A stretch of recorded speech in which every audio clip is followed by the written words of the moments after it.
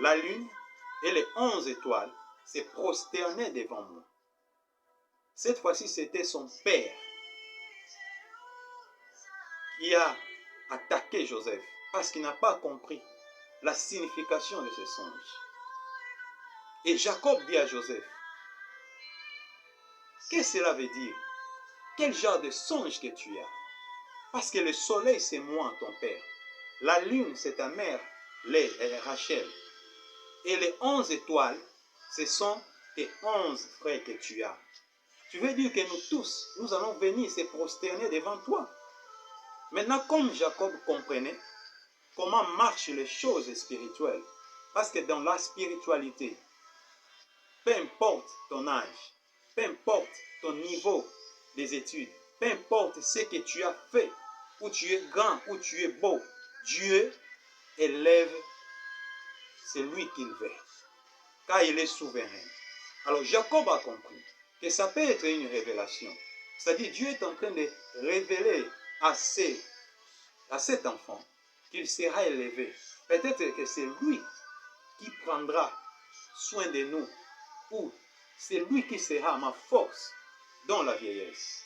Car la parole de Dieu déclare que Jacob garda tout cela comme un souvenir dans son cœur. Mais ce n'était pas le cas avec les frères de Joseph. Les frères de Joseph l'haïrent encore davantage. Et ils ne parlaient plus à Joseph avec l'amitié. Et bien aimé, cela a fait que, comme ils ne s'attendaient plus, Joseph ne pouvait plus aller ensemble avec eux pour faire paître les brebis dans les champs de leur père, là où ils travaillaient. Ces jours-là, Joseph était resté dans la maison. Et Jacob est sorti. Il a vu Joseph. Et il a appelé. Joseph, viens. Mais pourquoi est-ce que tu es ici? Pourquoi est-ce que tu ne vas pas faire paître les brebis ensemble avec tes frères? Et Joseph répondit à son père. Et aujourd'hui, je ne suis pas allé.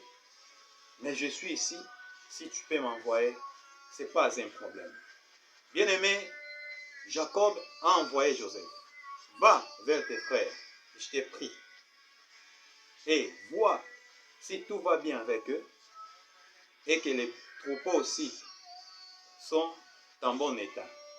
Après, reviens pour me donner des rapports de tout ce que tu as trouvé. Car la parole de Dieu déclare aussi que Jacob aimait Joseph, puisque Joseph rencontrait ou divulguait tout ce qui s'est passé, dans les champs, les comportements de ses frères, comment ils se comportaient, tout ce qu'il faisait pendant qu'il faisait paître les brebis. Bien aimé, il se comportait très mal. Et Joseph disait toute vérité. Parfois, il mentait à leur père des choses. Ils peuvent abattre un animal pour manger.